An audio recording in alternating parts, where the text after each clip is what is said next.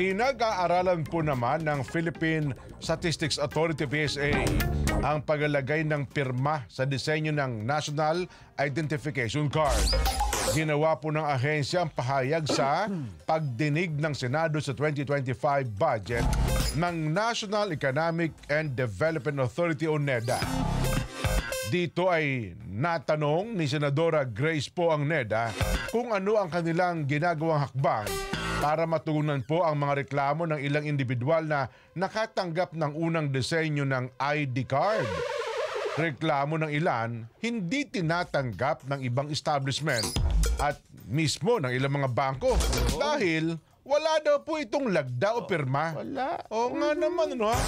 Sinagot naman ito ni PSA Chief Dennis Mapa at sinasabing naghahanap na po sila ngayon ng bagong kontraktor na mag-iimprenta ng mga national ID card at kasama na ang lagda sa magiging disenyo.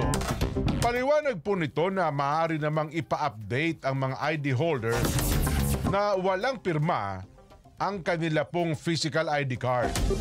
Samantala, hindi pa anya tukoy ng kanilang ahensya kung magpapataw sila ng bayad sa mga gustong magpa-update.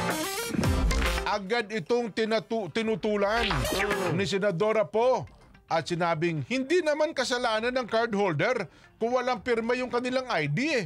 O nga naman, no?